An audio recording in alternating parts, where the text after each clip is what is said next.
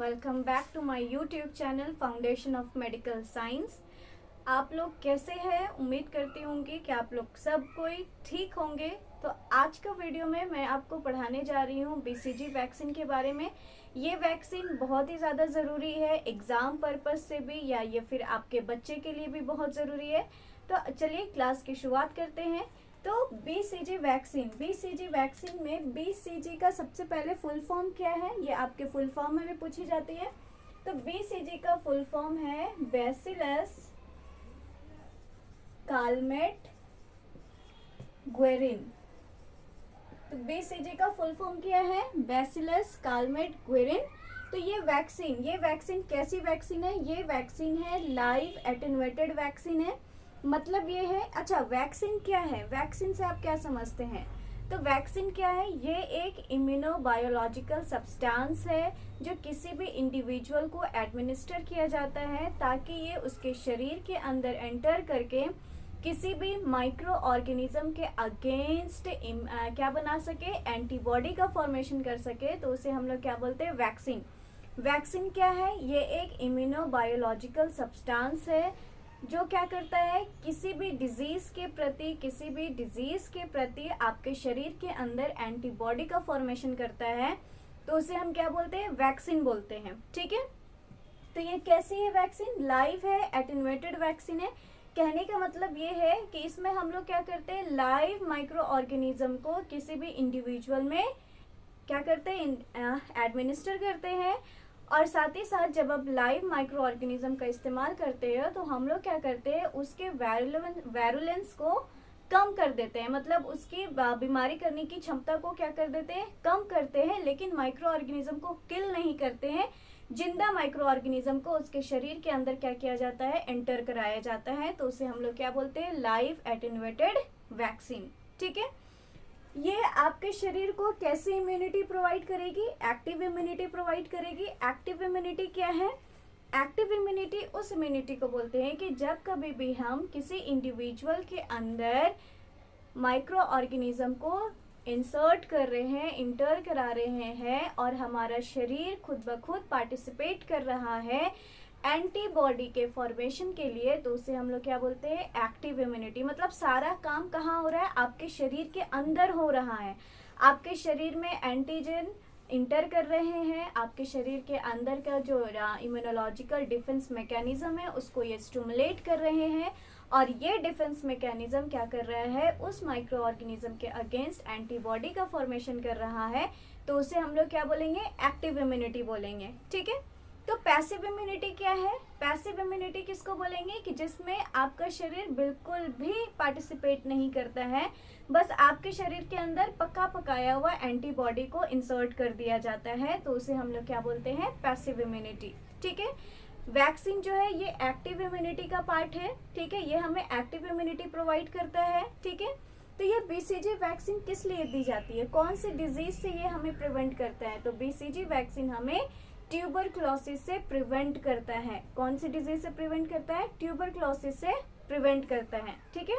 तो इस वैक्सीन में हम लोग कौन सी माइक्रो ऑर्गेनिज्म का इस्तेमाल करते हैं? तो चलिए देखते हैं। इस वैक्सीन में हम लोग ट्यूबरकल बेसिलाई का इस्तेमाल करते हैं। इसमें भी इसके कौन से स्ट्रेन का इस्तेमाल करते हैं? डैनिश 1331 स्ट्रेन का हम लोग क्या करते हैं? इस्तेमाल करते हैं। ठीक है।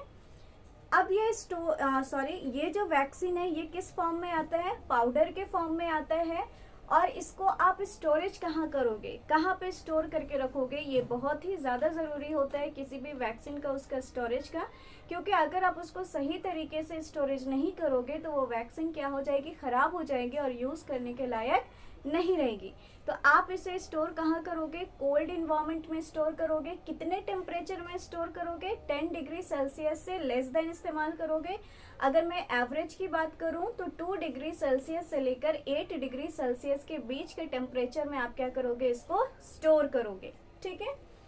अब ये वैक्सीन जो है ये पाउडर फॉर्म में आता है। तो अब हम इसे डाइल्यूट करना पड़ेगा। तो डाइल्यूट करने के लिए हमको एक सॉल्यूशन का इस्तेमाल करना पड़ेगा।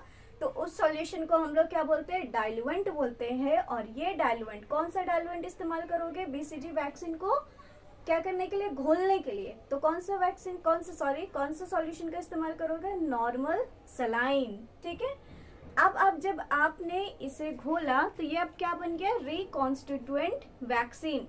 तो रिकॉन्स्टिट्यूएंट वैक्सीन का इस्तेमाल कब तक करोगे, घोला हुआ वैक्सीन का इस्तेमाल कब तक करोगे, 3 आवर्स तक, 3 आवर्स तक आप इसको इस्तेमाल कर सकते हो, 3 to 4 आवर्स तक भी।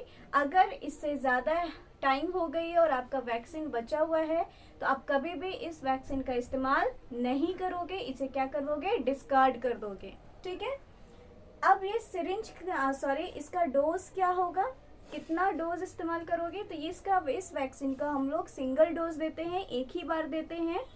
कब देते हो, एट बर्थ देते हो, बच्चा जैसे जन्म लिया उसके बाद हम बच्चे को क्या करते हैं, न्यूनेट्स को क्या करते हैं, एडमिनिस्टर करते हैं। कितना ml सॉल्यूशन दोगे, कितना अमाउंट दोगे, तो एट बर्थ अगर आप दे रहे हो अप टू 1 मंथ तक में दे रहे हो तो आप कितना अमाउंट दोगे, 0.05 ml। ठीक है, अगर किसी भी रीजन से बच्चा ड्रॉप आउट हो गया, छूट गया है ना, तो आप इसे 1 ईयर्स तक भी एडमिनिस्टर कर सकते हैं, 6 वीक टू 1 ईयर। तो उसमें हम लोग कितना अमाउंट देंगे, 0.1 ml। याद रखेंगे, एट बर्थ से लेकर 1 मंथ तक अगर आप दे रहे हो तो 0.05 ml दोगे। अगर किसी भी रीजन से बच्चा छूट गया और 6 वीक से 1 साल तक की उम्र में आप कितना दोगे, 0.1 ml दोगे। ठीक है, साइट क्या है, कहाँ दोगे, अच्छा साइट देने से पहले रूट क्या है, कौन सी रूट के जरिए दोगे, तो इंट्राडर्मली हम लोग बीसीजी की वैक्सीन देते हैं। साइट कहाँ दोगे, तो न्यूनेट या इन्फेंट के लेफ्ट अपर आर्म में, मिड डेल्टॉइड में। अब आर्म में हमारा कौन सा मसल्स होता है, डेल्टॉइड। तो डेल्टॉइड के मिड डेल्टॉइड एरिया में आप क्या करोगे, इंट्राडर्मली इसे एडमिनिस्टर करोगे। ठीक है, कौन से आर्म में, लेफ्ट आर्म में, left upper arm, left upper arm mid deltoid में आप क्या करोगे, इंट्राडर्मली बीसीजी की वैक्सीन एडमिनिस्टर करोगे। फिर सिरिंज, कौन से सिरिंज का इस्तेमाल करोगे आप, तो बीसीजी की वैक्सीन देने के लिए हम लोग ट्यूबरकुलिन सिरिंज का इस्तेमाल करते हैं।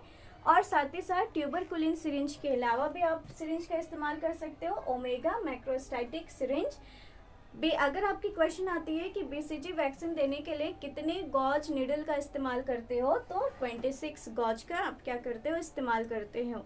ठीक है, एक बहुत ज़रूरी बात है जो आपको बहुत बहुत बहुत ध्यान देनी होगी कि जब कभी भी आप क्या कर रहे हो, वैक्सीन दे रहे हो, कौन सी वैक्सीन, बीसीजी की वैक्सीन दे रहे हो, तो आप उसमें कभी भी उस एरिया को अल्कोहल स्वैब से क्लीन नहीं करोगे।